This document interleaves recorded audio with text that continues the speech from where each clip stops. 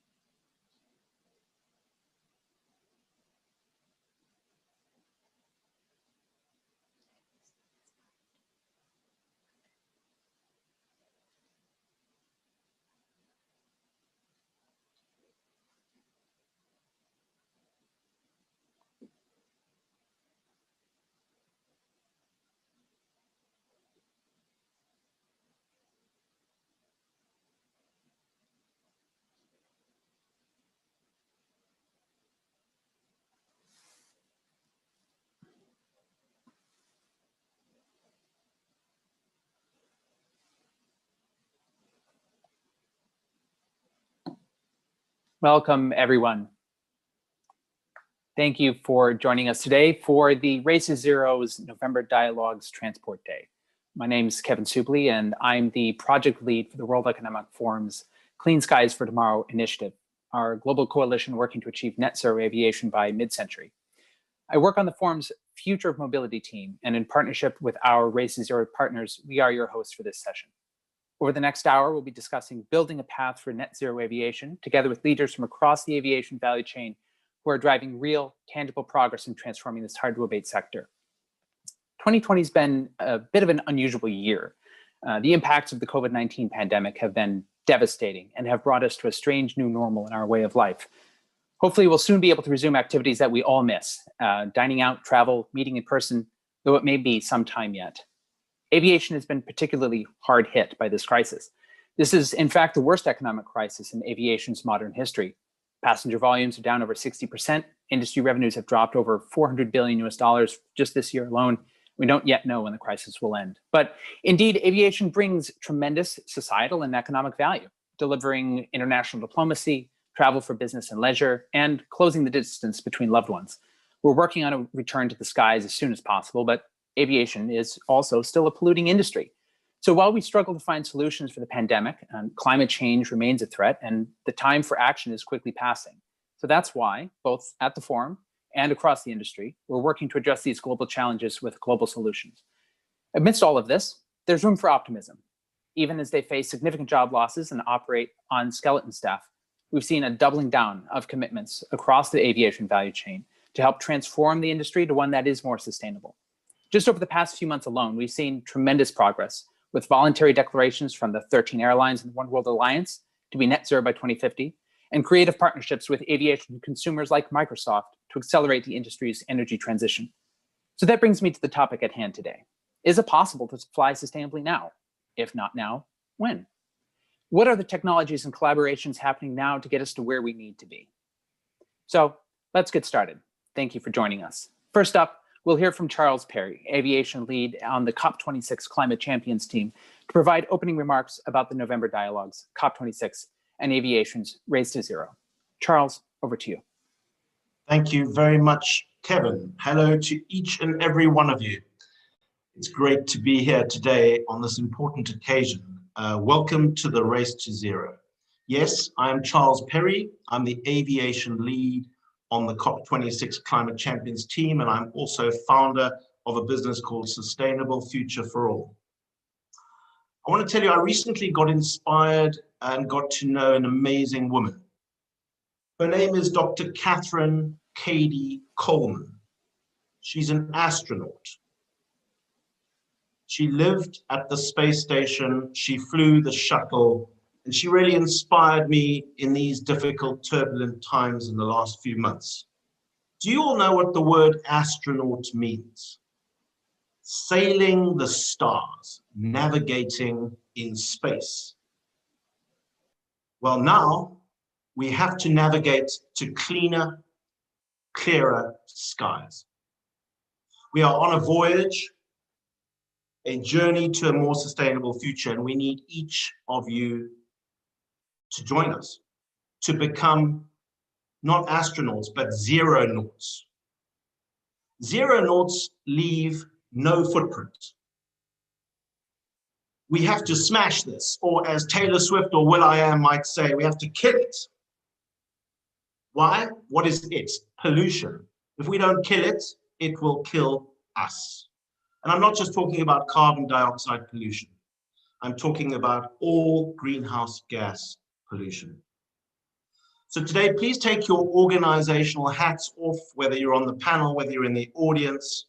Just be yourselves as individuals and think of whether you can commit to becoming a zero naught personally.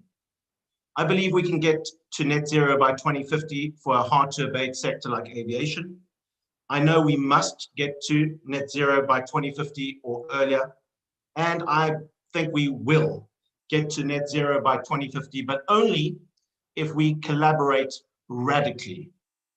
No longer divisions and turf wars, but united we will succeed, divided we will fail. We've just seen an example of leadership to unite versus divisions in a big country. This today is the race to zero. Let's please, folks, ride these wins together, and thank you for making the time to be with us. Thank you, Charles. Next, I'm pleased to introduce Judson Althoff, Executive Vice President for Microsoft's Worldwide Commercial Business. He's joining us today to remark on Microsoft's industry leadership in investing in sustainable aviation fuels as a method of reducing the company's environmental footprint from travel. He's joining us over recorded video, given the time difference with Seattle. So let's hear from him now. Hi, I'm Judson Althoff, the Executive Vice President of Microsoft's Worldwide Commercial Business. And in my personal time, I'm an aviation enthusiast. In fact, I'm a private pilot with an instrument rating. And so this is a topic, frankly, that is both near and dear to me professionally as well as personally. Look, the scientific consensus is clear. The world confronts an urgent carbon problem. Humanity has released more than 2 trillion metric tons of greenhouse gases into the Earth's atmosphere since the start of the first industrial revolution. Over 3/4 of this is carbon dioxide, and it is simply more carbon than nature can reabsorb. Additionally, humanity pumps more than 50 billion metric tons of greenhouse gases into the air every single year. If we don't curb our emissions, temperatures will continue to climb, and science tells us that the results will be catastrophic. Earlier this year, Microsoft announced several sustainability commitments. We became net zero and net negative in our carbon footprint in terms of our commitments for the year 2030. And by 2050, we committed to erase the entirety of our carbon footprint since the inception and founding of the company itself. As a part of Microsoft's carbon negative commitment, we have a goal of reducing our supply chain emissions by over half by the year 2030. This includes our employee air travel, which currently accounts for roughly 400,000 tons of carbon each year. Business travel has been one of the areas that is effectively the long pole in the tent, if you will, in terms of trying to solve for sustainability. It's easy to do certain things in the equation of pursuing being net zero and net negative carbon, but travel, and certainly air travel, is one of the more difficult ones.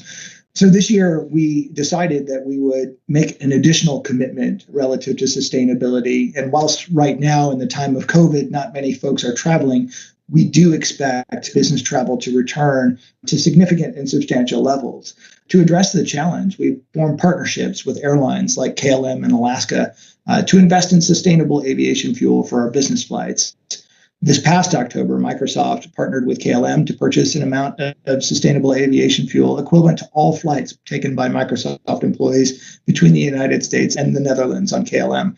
And just this past month, we built on this momentum by announcing a partnership with Alaska Airlines to acquire sustainable aviation fuel in the equivalent for the total amount of fuel we would otherwise burn on Alaska Airlines for our busiest routes. In fact, our most common routes for business travel between Seattle and San Francisco, between Seattle and San Jose, and also Seattle and Los Angeles. We're excited about this because whilst COVID has created a bit of a relief on business travel, we expect to continue to travel in the future, to engage with our customers and support them around the world. And we wanted to return to flight responsibly. Right now, sustainable aviation fuel is more expensive. And because it's more expensive, it's harder for energy companies to justify the production. And so you end up with a bit of a chicken and egg conundrum between supply and demand. In order to break this cycle and create a more effective flywheel for the ecosystem, companies like Microsoft need to step forward and make these kinds of commitments so that energy companies can see the demand signal and produce more sustainable aviation fuel. As production levels increase, so will flow the laws of supply and demand, and the costs will come down, making it easier for airlines like KLM and Alaska to purchase more sustainable aviation fuel. At the end of the day, it's more than just Microsoft, KLM, and Alaska stepping forward. It's about enabling a flywheel so that the entire ecosystem can step forward and make similar commitments, because effectively we're all in this together. This is something I'm genuinely excited about. I remember sitting in the Cleaner Skies Forum in Davos this past January, where many business leaders came together to discuss this challenge. And we highlighted how the private sector, how the airline industry, how energy companies all needed to come together with governments around the world to create this flywheel. So I'm very proud that Microsoft's been able to step forward and make this commitment. And I'm excited to see more and more companies join around the world. Look, this year has been certainly one of the most challenging ones for all of us to endure. It's been a very difficult business climate. Many people have struggled with healthcare concerns around the world. And so climate and climate issues have taken a bit of a backseat for many good reasons. But the challenge of creating a sustainable future for our planet will be one that persists, and it will be one that we all need to come together to solve. So I'm excited about this step forward, and I'm excited to see what all of you may do to join in this important step for sustainability. Wonderful. Thank you to Judson for those comments. So without further ado, I'd like to hand things over to Wendy Woods, joining us as moderator for our excellent panel discussion. Wendy's managing director and senior partner at BCG, where she serves as vice chair of their social impact practice. She's an influential voice on corporate strategy and is a thought leader on sustainability and rethinking business's role in society. So an excellent person to walk us and guide us through this discussion. Wendy, the floor is yours. Thank you, Kevin. And thank you, Charles, for setting us up so clearly in terms of the challenge before us today. I'm really pleased to be able to coordinate this panel today. I will tell you it's a topic I'm passionate about, not just because of my role leading climate for BCG with our clients, but because this panel and all of the individuals on it today are going to be the path for BCG to meet our net zero commitments. We've made some aggressive commitments about being net zero by 2030, by reducing our travel emissions and by neutralizing the remaining and ultimately going net negative beyond 2030. But there is absolutely no way we're going to meet those commitments without everybody on this panel. For BCG, being a global firm, 3/4 of our emissions come from airline travel.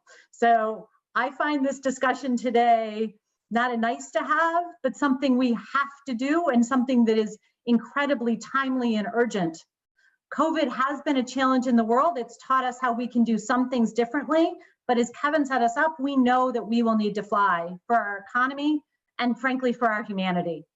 So I would love to pick up this conversation and let's get concrete and specific about how together, collaborating, we can build a path to net zero aviation. Given we've got a great panel that really covers sectors in the value chain, I'd love to start on the technology end in terms of the infrastructure and the planes. Let's begin. We've got Dave Smith, who's Director of Technology with Rolls-Royce. He's responsible for sustainability across all of their product lines. Now, some of them may say, well, what does Rolls-Royce have to do with airlines? Well, they build half of the engines that go into all of our long-haul planes. So very important part of the technology to getting there. Another person who's going to join us on the panel from the technology side is Jeff Engler. Jeff is the CEO of Wright Electric. And Wright Electric has committed to developing an electric plane, a 737, one of the ones we would all want to fly in commercially, right? An electric plane by 2030, pushing the timeline for that. We've got the infrastructure folk here. Dick Benschorf is the CEO of Schiphol Airport. He's been a leader in the ecosystem in the Netherlands and in the EU, pushing policy around blended mandates for inter-EU travel and really working to create that ecosystem that's going to help us all get to where we need to be. We have Jennifer Holgram. You heard Justin talk about sustainable airline fuel, or SAF. Jennifer is the person who's helping us make that. As CEO of LanzaTech, they're working on waste to power, waste to fuel, sustainable airlines fuel. And we have Jonathan Council. He's the group head of sustainability for International Airlines Group. Jonathan is the force behind the One World Alliance commitment to net zero that we've all recently seen. So let's now move into the discussion of this esteemed group. Dave, I'd love to hear from you. I know over time, airplanes have been getting more and more sustainable. I think each new generation gives us 20 to 25% efficiency. But are we hitting a wall there? Are we going to be able to continue to drive more and more efficiency with new generations of airlines? Or what is the move that you who build the components that go into our planes going to be able to contribute to net zero? Yeah, we can certainly go further, and we invest as an industry. I know our company invests about £1 billion, which is probably €1 billion and $1 billion at the moment as well, in research every year to drive efficiency further. We expect by 2050 that aircraft overall will have delivered a 30% further efficiency improvement. So that takes the amount of fuel we need to burn right down if we change nothing else. And we need to do that because the challenge is enormous. It's possible if we all pull together. I'm very struck by Charles, the zero naught. I'm going to become a zero naught, and we all have to work together. One of the things that struck me when we joined the panel is a lot of people know each other, and they know each other because we've all been talking about this and working on this very hard for the last years, because we know we have to work together. We need aviation traditional, like Rolls-Royce. We need to add the new. Jeff will talk about the new, but we're inventing the new ourselves as well. We've got a big electrification of aviation business growing within the company today. We need oil and gas companies, the ones we have today, and we need new ones, like Jennifer is going to talk about the new fuels that we have to decarbonize aviation. And we need our colleagues, the airlines and the airports, who actually get customers in and get people around the world and make the whole thing worthwhile. And then we need governments who are going to make the market, and people like Microsoft who are making the market, because this is going to be an immense undertaking for humanity, but we can see how to do it if we all come together, but we do all need to come together. Thank you very much, Dave. And Jeff, I'd love to turn to you now. You've committed to an electric plane, and 2030, longer than we want, but coming up pretty quickly. How are you going to get there? What is the contribution of Wright Electric? What do you think the potential is? And I'm curious, because we heard in the introduction from Judson about the sustainable airline fuels. What do you think the interplay, electric, sustainable, how is that going to play out for us? That's a great question. Thanks for asking, and thanks for having me. So the state of California announced that they're banning gas-powered cars in about 15 years. And there's a reason why California didn't say all cars will use sustainable fuel. They said all cars have to be electric, and it's because electric is better. It's just better for the environment, simple as that. So we think for flights that can be electric, they should be electric. And then for flights that can't be, we think sustainable aviation fuels are the best solution. So there's room for all of these technologies. Collaboration is the most important part of this program, as other folks have said. We're focused on short haul flights. Dave was talking about longer haul flights. We think for the quarter of the aerospace industry that is short flights using 737 or A320 class airplanes, they should be electric, and everything else should be sustainable aviation fuels. So for our group, we've got about a quarter of the industry, I think potentially less in terms of passenger miles, that is short haul. We've got about 3/4 that's long haul. And what you're saying is the electric plane, the 737-ish that you're going to be developing would be for the short haul component. We've got a lot of work to do with things like sustainable airline fuel for the long haul. That's exactly right. Yep, exactly right. And so that's why we think there's a role for everybody on the panel. And it's not only the technology, it's also the airports, it's also the infrastructure. Everybody has to be working together, and we want to do our part in collaboration with everybody else. I think, Jeff, you've got a contract with EasyJet. How do you see your customer base? What do you see the uptake? Are you seeing demand? We talked about demand. Are you seeing demand? No, absolutely. There's demand not only from the airlines, but also from the customers. We know that what the industry is looking for and what consumers are looking for is the lowest emissions travel possible. Nobody wants to stop flying, but nobody wants to stop traveling, but they still want to do so in the most sustainable way. So we see it both from airlines, and then we also see it from the end users as well. Okay. And in creating demand, obviously price matters. How do you see the cost of what you're talking about in terms of electric as compared to traditional fuels or sustainable airline fuels? That's a great question. So the nice thing about electric motors is they're much simpler than fuel-powered engines. So the first thing is that from a maintenance and development perspective, the cost should be lower, and then that cost gets eventually passed down to consumers.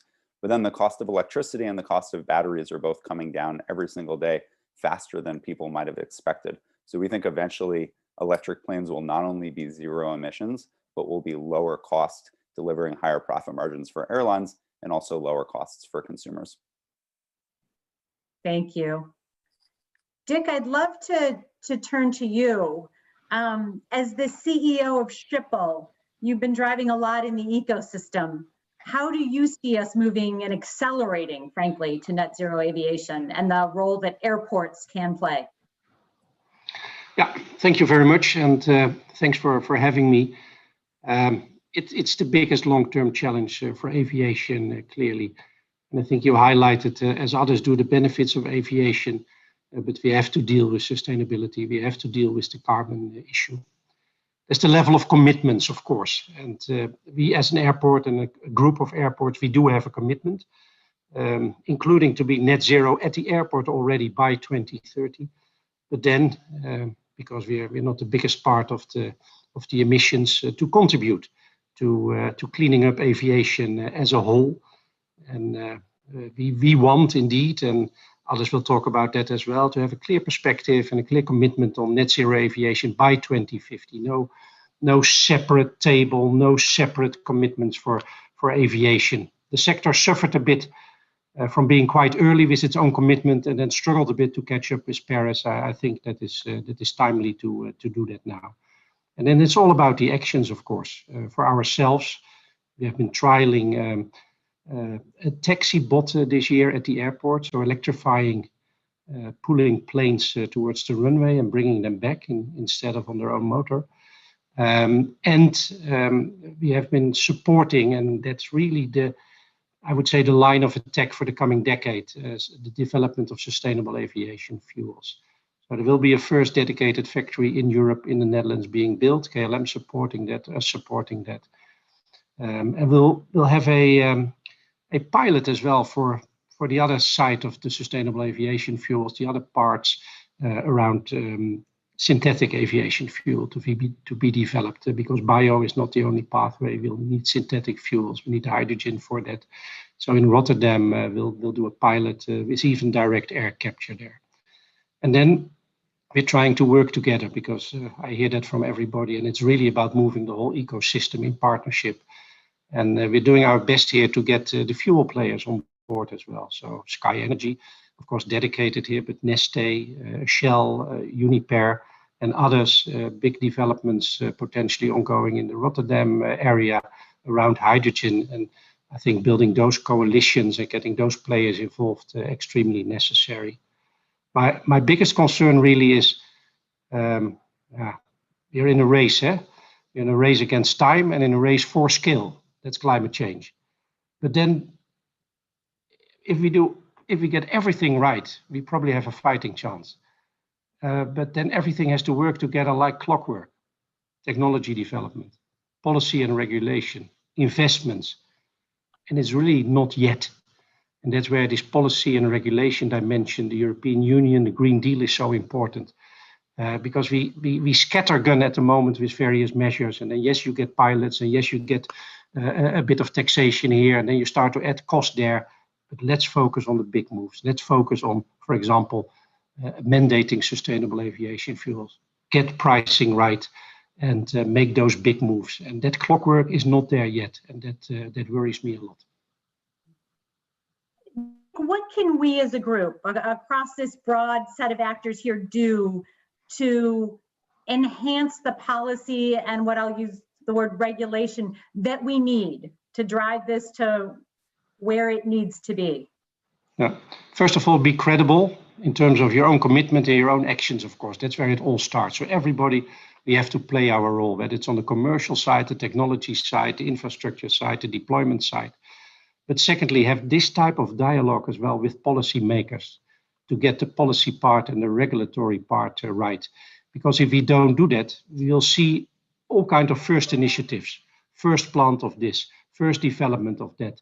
But how do we get beyond that? How do we get into this scale? And therefore, the investments and the policy and the regulation and the pricing and the technology development all has to work together. So we need this dialogue as a sector between players, but with policymakers as well.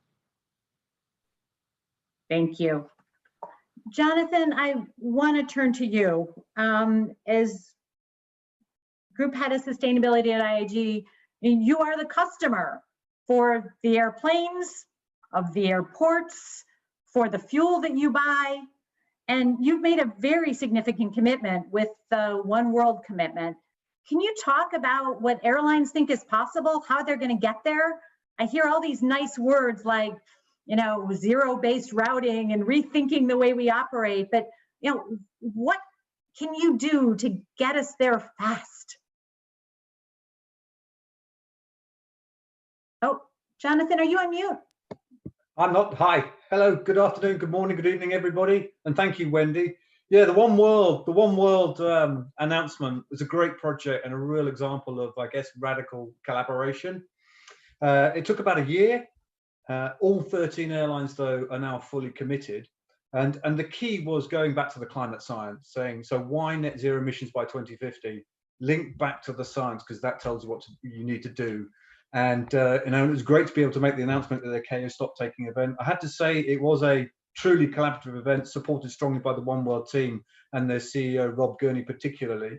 But now we're focusing on where next. One World won't solve the industry's climate change problem. We need the whole industry to come together. So we're hoping that will act as a spark for the rest of the industry to commit to these targets. Because once we get these targets, then we can start getting the policy mechanisms that can enable us to deliver these solutions. And we focus very much, as Dirk has said, on sustainable aviation fuels. So here in the UK, we believe 30% of all our fuels could be sustainable aviation fuels by 2050. We could have up to 14 plants here by 2035, and that will include LanzaTech's great waste gas to jet fuel technology, and our partner Velocis, which takes waste materials and standard rubbish into jet fuel. But the absolute key is policy. We need policy, and I know Dick has said that as well. So that's why we're working collaboratively with all of the major players in the UK to lobby our government. We need these policy signals now, because our challenge is to attract investors to spend hundreds of millions of dollars to build these first-of-a-kind plants. So one of the things we're very excited about is the UK government setting up the Jet Zero Council. So this is after a couple of years lobbying from the industry. So it's another example of radical collaboration. So it's government-led, it's chaired by 2 ministers of state, but it includes academia, NGOs, all of the major companies in the industry and the oil companies, basically with the sole remit, how do we accelerate the industry's delivery of net zero emissions? So we're very excited about that. Oh, thank you, Jonathan. Jennifer, I want to turn to you. As CEO of LanzaTech, we're hearing a significant amount of this depends on the SAF, the sustainable airline fuels in getting there. And long haul flights are a large part of this. You're doing the waste to fuel and power. Tell us what Lanza can deliver. If I understand correctly, you've got customers committed to buying your output, right? That's right. So we are now building what is essentially a 40 million liter a year facility to take alcohol to jet fuel, to SAF. And as that proves out, we actually have a parallel track to build 3 commercial plants that will get us to almost 400 million liters per year of SAF. And the target is by 2025 to be able to do that. And what I want to comment on is the way we did that is through some innovative financing. One of the problems we have when we're scaling up technology, and this gets back to the comment that Dick made, that we see a lot of things getting the first one, but how do you get the next 3, the next 5, the next 10? How do you diffuse the technology? And so the way we did it, because I've spent a lifetime trying to cross the valley of death with new technologies, is we managed to get investors to agree that they would support building the first plant that I just mentioned that should be up and running at the end of next year. But if that succeeds, if that looks good, they're willing to then commit to investing in the next plant. And by doing that, by only bringing investors who agree to do both tranches, we're able to get ourselves on a path to scale. I do think governments really need to help. I see a lot of governments support the early stage. You know, how do we do the first trials or the small plant, which is great, but it gets harder and harder once the plants get bigger and bigger and more expensive. And so we really need to fill the whole pipeline and support technologies as they get across. Once they've gotten across, let the market decide what the best technology is. But until that point where you've scaled and built a couple of commercial, you don't know the real cost. You don't understand the real potential, and you don't understand the environmental impacts, the true environmental benefits. So that would be my feedback. Jennifer, could we stay for a minute on this cost question? And one of the criticisms that I hear on SAF really is the cost, and maybe to be specific, the cost at scale. Right? I've heard a lot about, well, we can do a pilot in a small way and we can control the cost depending on where we source the waste and things like that. But how do we get to scale, be it with the biofuels and realizing that that's agriculture based and there's a whole value chain in harvesting those, or even the synthetic as we talk about the PTL and the power to liquid. Can you talk to me a little bit more about the cost? I'm hearing criticisms from some people that SAF is, about 10x the cost of a good offset. And I'd love to, it's an important component of how we get there for aviation, but what is your expectation about where the cost can get to?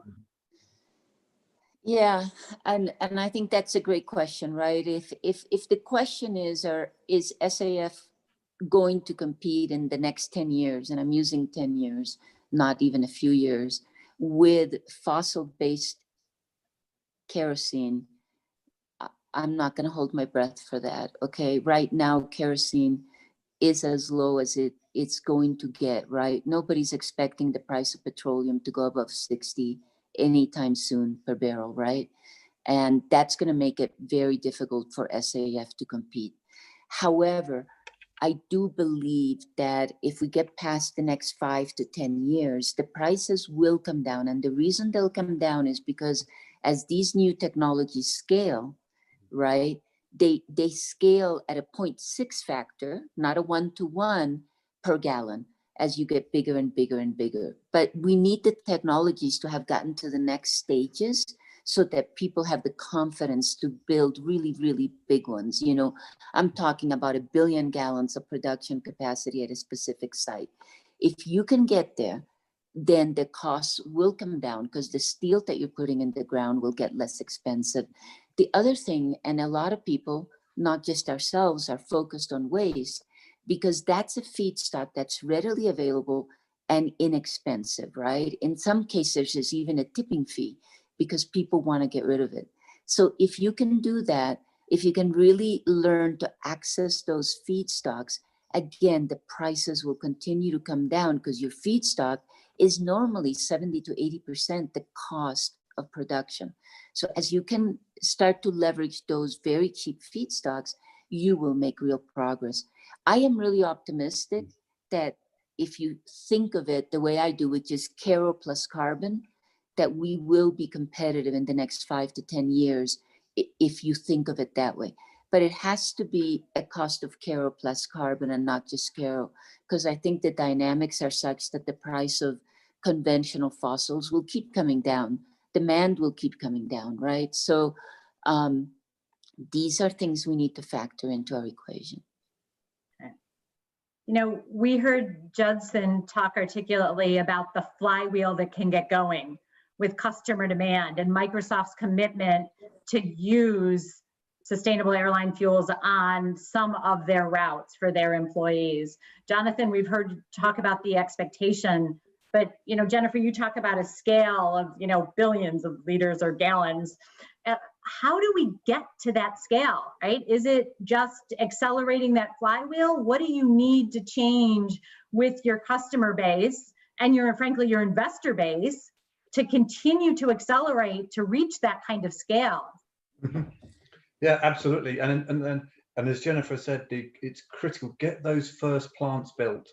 Once you get those first plants built, you quickly start going down the learning curve. And we're exactly with Jennifer. We think it will take 5 to 10 years, and then we'll have fuel that is cost competitive with fossil-based fuel with carbon prices. So for us, the focus, it's a sort of laser focus, get the first plants built. And that's where we need the policy support to help us do that. And there's a range of, and Dick has talked about mandates. And we think, you know, there is a role for carefully designed mandates to help provide those signals to our investors to give them confidence to invest that money into those first 2 or 3 plants.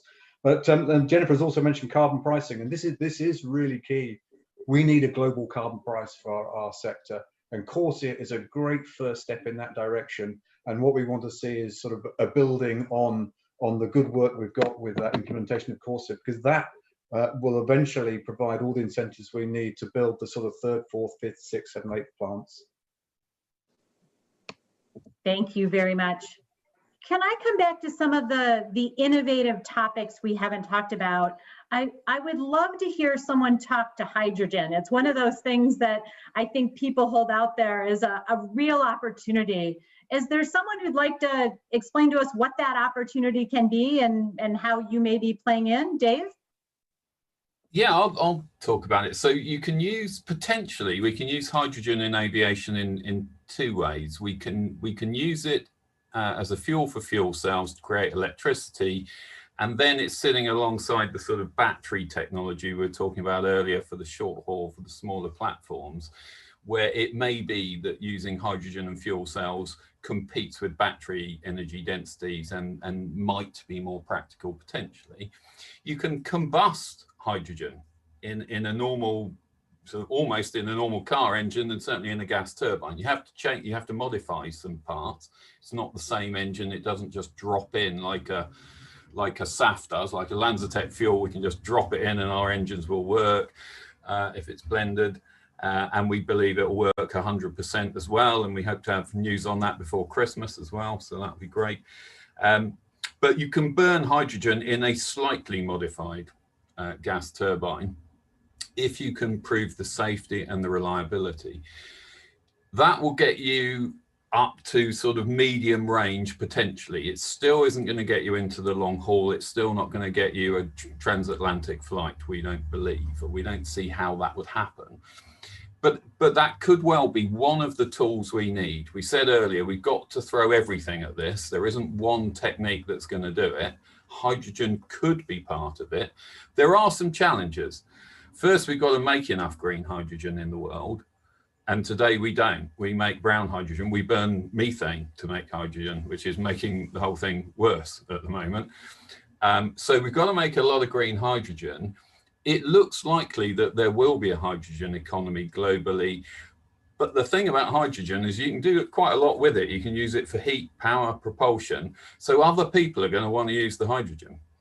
And can we make enough green hydrogen to supply all of these uses? I don't know.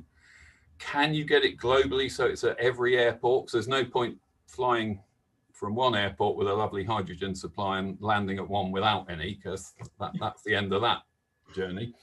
And can you get a useful set of ranges? Or actually, if you're going to gear up an industry that creates enormous amounts of sustainable aviation fuels, which we all agree we have to do, and we all agree is possible, it's an immense effort, but it's doable, technically doable, economically doable, but difficult. If we're going to do that, then do we need another fuel? Do we need two sets of logistics? Do we need two sets of infrastructure? Do we need two sets of engines? Do we need two sets of aircraft? Can we afford that? And I think the jury's out on that one today. So hydrogen's very interesting. Everyone's investigating it. We should. We can't shut down any technological alleys at the moment, because we think we're going to need 2, 3, 4. Even within SAFs, there isn't just one way of making SAFs. LanzaTech is one. There are others. There's HEFA. There's power to liquid. So there's a whole range of ways of doing this. And today we really have to explore quite a few of them, because we might need 2, 3, or 4 of them, just as we need to get the efficiency of the aircraft better. We still need to do that to help this challenge. And we need to add electrification, both for the shorter haul and as a supplement to our existing aircraft, again, as a sort of additional efficiency move. So there's quite a complex picture, but we are all doing all of these things. The good news is everything I've spoken about, people are very seriously looking at how to do. And probably the bit that's still just missing is that making the market bit. But I see a lot of good moves happening there. The EU refuel consultation that's happening now could be a very powerful thing for humanity and for aviation if that concludes. And governments around the world are starting to follow, hopefully the UK government, with Jonathan chatting to them all the time and reminding them of their obligations, which they feel, hence Jet Zero. So I think there's a real chance that we're going to do this, and hydrogen may or may not be part of it, but we're not going to shut the door to it, that's for sure. Jonathan and Dick, I'd love to get you in on this conversation, because I just heard Dave lay out something that has exciting potential as part of the solution, but as Jonathan, the customer in some way who has to manage these planes in this complex system of where they're going to land and what supplies are there. Dick is a airport where you've got to be able to support any of the planes that want to land and be able to make sure that they actually have the power to take off again. How do you see this as potential, or the complexity concerning? Well, I would look at it from the side of the potential, and you see it coming back in our own master planning, for example. If you think about the airport 10 or 20 years out, what do you need? So you probably need an electric infrastructure in order to be accommodating e-flight. Hydrogen might be the case, might not be the case. So we're certainly starting to factor that in, and it's our role to facilitate that, and we should not be the bottleneck. And I fully agree that we have to shoot a lot of arrows at the moment and explore a lot of pathways. And then at a certain point in time, you'll see from efficiency reasons and for economic reasons, you'll see what is going to crystallize out, and then we, as an airport, we have to be able to facilitate that. But we want to be at the forefront of those developments at Schiphol. So if push comes to shove, we will be there. But hydrogen is a very interesting one, of course, because you see it also in the sustainable aviation fuels part. If you talk about the synthetic fuels, you need hydrogen to create the synthetic fuels. And there, the fact that hydrogen is so multi-usable, it probably will be a new vector in the energy system, is an advantage as well, because you will see combinations. You will see it with industrial or chemical clusters where there will be a need for hydrogen, and making sustainable aviation fuels as part of that can be an opportunity as well.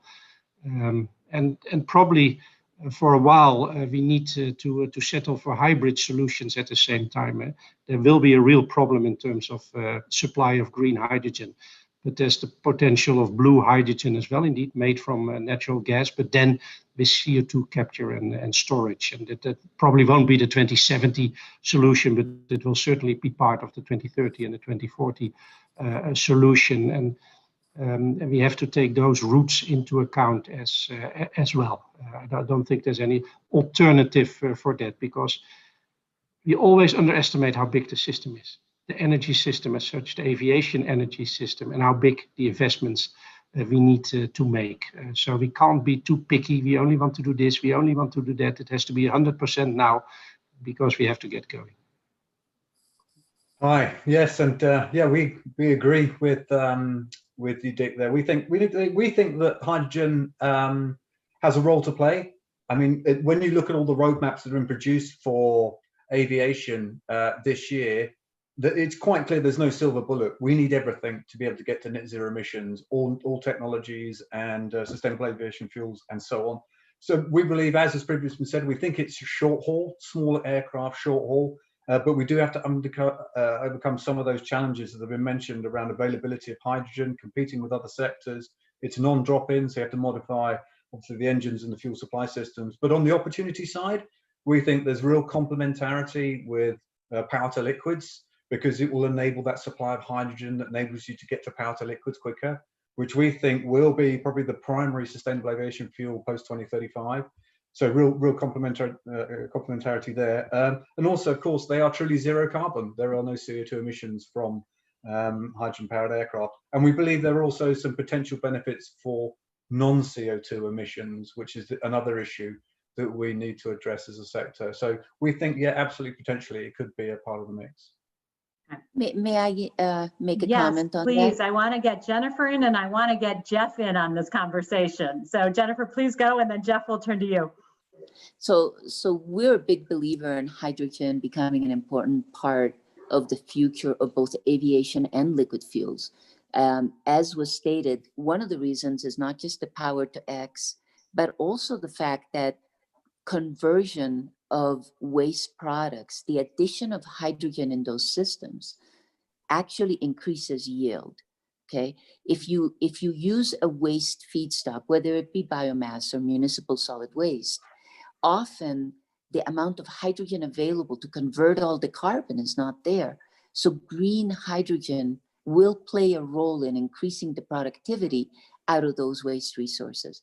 The only thing, though, that I would like to say, as much of a proponent and a potential user of hydrogen as I am, I need for us to be very careful. I hear a lot of discussions right now about synthetic fuels and power to X and all these things, which, by the way, our technology will work very nicely with. But I'm afraid we get way ahead of our skis. And so we get bored with things that are working. And that is why we have a hard time sometimes replicating, because we fall in love with this next big, beautiful, shiny bauble. You know, we're going to take carbon directly out of the air. We're going to add green hydrogen to that, and we're going to convert that to synthetic fuels. And we start to focus our energy on these notions and ideas, which are great, by the way, and I believe are the future. And then we forget the things that are scaling, because scaling is hard. That's where the hard work comes in. And we just as soon look at the next big idea. So, like I said, please do not take this as I'm not a huge believer. In fact, I spent a lot of time inside my company talking about how we're going to play in the power to X sector. But I don't want to forget about the things we can do today that make both environmental sense today and economic sense. We have to bend the curve. And we cannot bend the curve by thinking about 2030 or 2040. We bend it by thinking about 2021, 2022, 2023. That would be my feedback. Yes. Well, thank you, Jennifer, because your push for what we can scale and how fast we can scale is so important for all of us. Jeff, can I bring you in on here? And if you or anyone else wants to talk about liquid hydrogen, because as we talk about this, I think it would be helpful for sort of everyone watching to understand the potential there. Yeah, absolutely. Thanks for that. So we're exploring all of those. We're exploring liquid hydrogen, gaseous hydrogen. All of those, I think, could be good technologies. And the technologies that we're building at Wright, motors and inverters and other underlying parts of the technology, the underlying technology that would go into these future airplanes will work with any of those. I wanted to pick up on something you said, though, that you mentioned a few times. You said Jonathan is the customer, the airline is the customer. And I think, that's a really interesting point.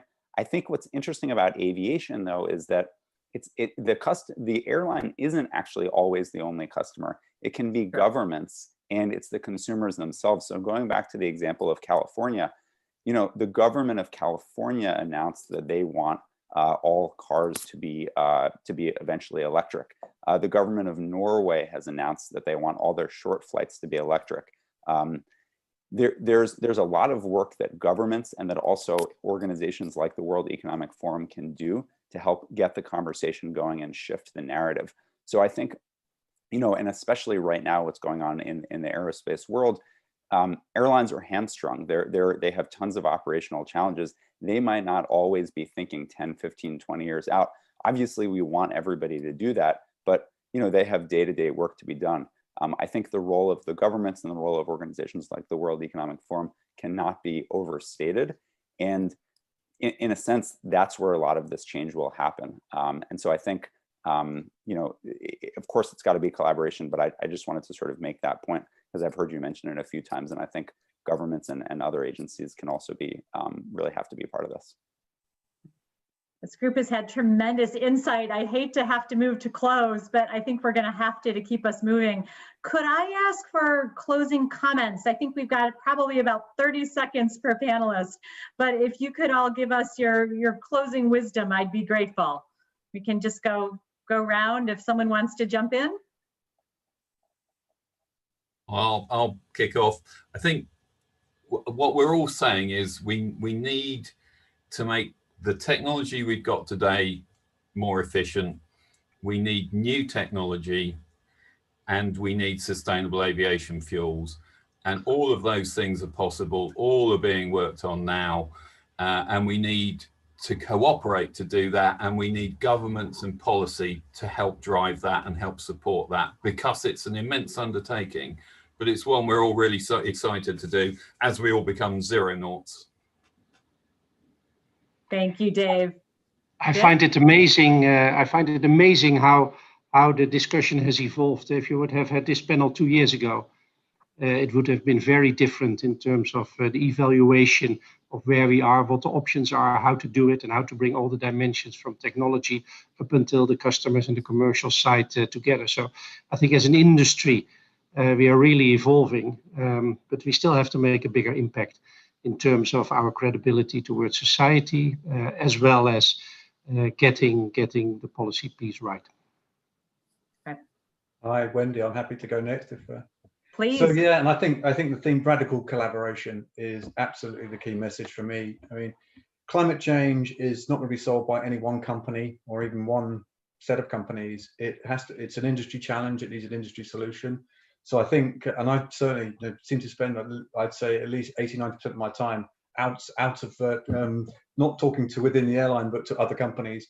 So that's at an airline level, at an aviation sector level, with airports and manufacturers and air traffic control, and then with the broader group of stakeholders. So we talked about government, absolutely key, but also corporate customers, NGOs, academia.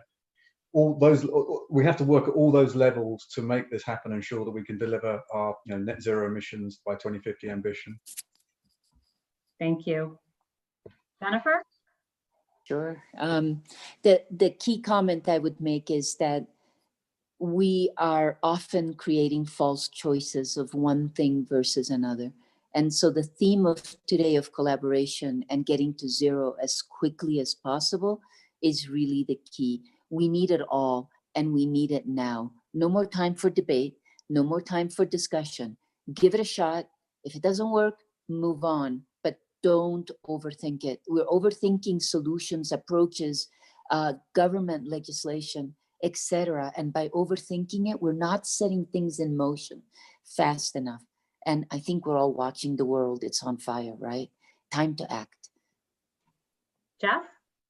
For everybody out there right now, if you're listening, the number one thing you can do to help support sustainable aviation is write your government, write your elected officials and tell them you want sustainable aviation, and you can play a big role in helping all of this happen. So thank you again. Okay, so a huge thank you to our panelists. I am hearing the kind of collaboration from this group that we need broadly across the industry, and that Charles was calling for at the beginning of this session, working across the entire value chain of customers, the entire ecosystem, and making sure that we deliver the innovation and that those around us can deliver the policy that we need for this to succeed, and as Jennifer says, at scale, quickly.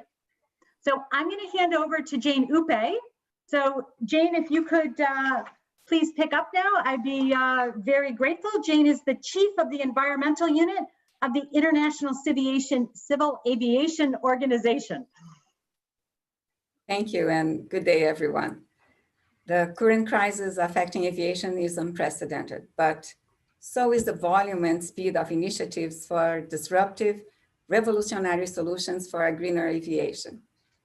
The pace by which you see the development of electric and hydrogen planes or new processes for generating sustainable aviation fuels, it's unparalleled. And for the first time, sustainably motivated. And the international regulations for their certification need to be developed, and soon. Environmental sustainability is also a prerequisite for investment, and the flying public wants the ability to fly sustainably. Long-term commitments are essential for the construct of decarbonization pathways, but should not shadow the need to act now.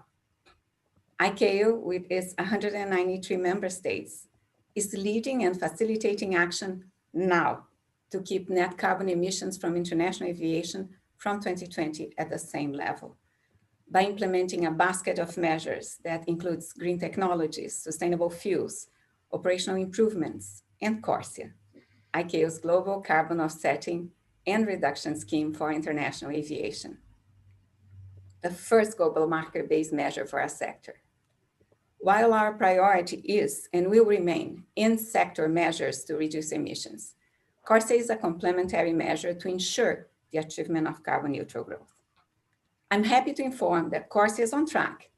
ICAO completed all necessary steps for the start of the pilot phase on 1st January 2021. ICAO is also assessing the feasibility, preparing options, and a roadmap for a long-term aspirational goal. Just a few weeks ago, nearly 100 initiatives and solutions to reduce in-sector aviation emissions were presented at the ICAO stocktaking seminar, clearly showcasing that they can dramatically reduce CO2. We were inspired by the many examples of zero net CO2 emissions for aviation, and thrilled by the first-hand announcement of the One World Alliance commitment for net zero by 2050. The stocktaking event is available on the ICAO TV. Building upon the momentum created by the stocktaking, ICAO is continuing to engage with all stakeholders to facilitate the development and accelerated implementation of these initiatives under the ICAO Coalition for Sustainable Aviation. On that note, let me invite you all to the ICAO Aviation Green Recovery event to be held virtually from 23 to 24 November. Hope seeing you all there. Aviators are innovators. And as aviation continues to explore most promising innovative solutions for in-sector CO2 reductions, it is imperative that the right policies and legal frameworks, the infrastructure needed, and access to the fair share of clean energy amongst all activities and sectors are in place, with a view to achieving level playing field for an inclusive and effective green recovery. There is no silver bullet. There is no one fits all. All measures count, and global cooperation has never been so important. Thank you.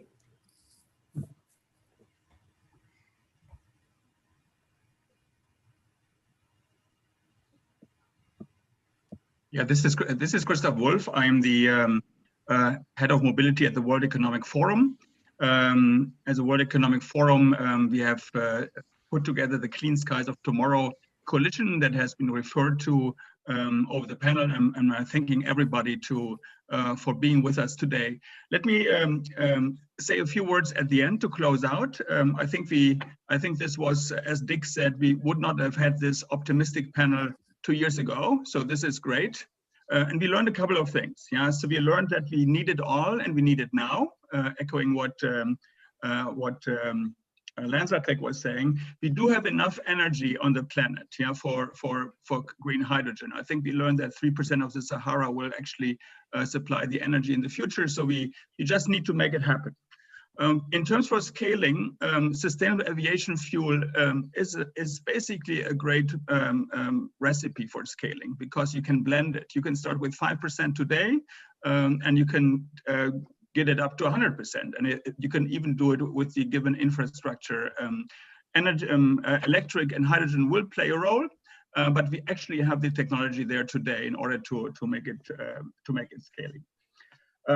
Now today we actually, as a World Economic Forum, with the help of McKinsey and the Energy Transition Commission and Rocky Mountain Institute, we are publishing our SAF analytics report, which goes into depth about, is there enough feedstock, what are the cost curve, how can the pathway to net zero 2050 be?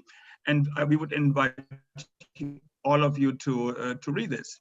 And we would like to make, in the spirit of radical collaboration with our partners from the community, I would like to congratulate ICAO for very spirited leadership across the sector. I think there's a steady clockwork or the drumbeat of events and initiatives to going towards COP. I would like to congratulate, also mention our colleagues from the ATEC team, the IATA, that also they just did the Waypoint 2050. And all of this, I mean, Dick was referring to the clockwork maybe not being there, but I think this is now, I think, step after step. And basically the reason for this is to build global confidence. Yeah, so we will be in 2 years at the ICAO Global Assembly, and we will talk about, or it will be talked about what the long-term goal should be. And I think the key thing is, until then, to build confidence that this is doable in a globally equitable way. Yeah, and I told Jane, if she doesn't say it, I will say it. Nobody left behind. Yeah, so within the Clean Skies of Tomorrow coalition, so we're looking at finance, we're looking at the important role of the flywheel that corporates like Microsoft can play in order to build demand early. We work with the EU Commission and all the stakeholders on the European Green Deal and the blending mandate for this to come in early and scale in a way that it can be rapidly. But we also we started with India, with the basically all 40 stakeholders in India, what actually sustainable aviation fuel and the transition to net zero can actually mean for a developing country. And because this is where the growth will be, but they can also be suppliers to the world for sustainable aviation fuel. And we will go to other countries in order to build confidence with governments and stakeholders around the world that this is actually doable in an equitable way. I want to thank everybody for great contributions, and I think was a great conversation. And so thank you very much from the World Economic Forum.